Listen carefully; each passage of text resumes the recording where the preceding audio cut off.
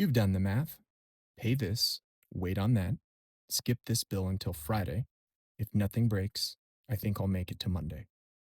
That's not a financial plan. That's called survival. And more than half of America is doing it every single day. 62% of Americans are living paycheck to paycheck right now. And before you picture someone making minimum wage, understand that 44% of people earning more than $100,000 a year have little to nothing left after all their monthly bills are paid. This isn't a poverty problem. This is how most people in the richest country in the world actually live. Think about what that constant anxiety actually cost. Not in dollars, but in everything else. The mental energy spent calculating whether you can afford new shoes for your kids, whether your car can make it another month without breaking down, whether you can take a single day off without it unraveling everything you've carefully balanced. What if my car breaks? What if my kid needs braces? What if something unexpected happens before Friday? The thought doesn't leave. It follows you to work. It follows you home. It follows you to bed at night, where you lie awake running the numbers that never quite add up the way you need them to. And while you're doing the math, the banks are doing their own. Americans paid $12.1 billion in overdraft fees last year alone. JPMorgan Chase collected over $1 billion of that. Wells Fargo collected another billion. The people who can least afford to lose the $27 are the ones paying it the most often.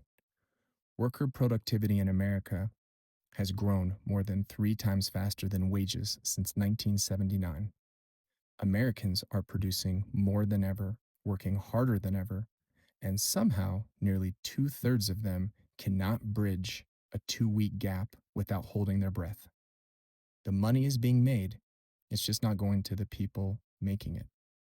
70% of Gen Z workers live paycheck to paycheck. The generation entering the workforce right now is starting their adult lives already trapped in a cycle that the generation before them spent decades trying to escape. And on top of all of that, you're supposed to be a present parent. Your kid has a school performance, a recital, a game, a moment they will remember for the rest of their life. And you're standing in the parking lot doing the math in your head. If I leave now, I might lose this client. If I leave early, my boss might not think I'm dedicated to my job. If I miss the shift, I can't pay the electric bill. And somewhere in that school, there's a child scanning the audience, looking for the only face that matters. That's not parenting failure. That's a system that was never designed to make room for both. We trade our most valuable asset every single day, our time. And unlike money, you cannot earn it back. You can't save it. You can't borrow more of it.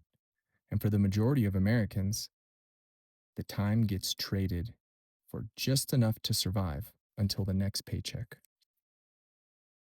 You go to work for a company hoping to climb the ladder. Maybe you'll get there.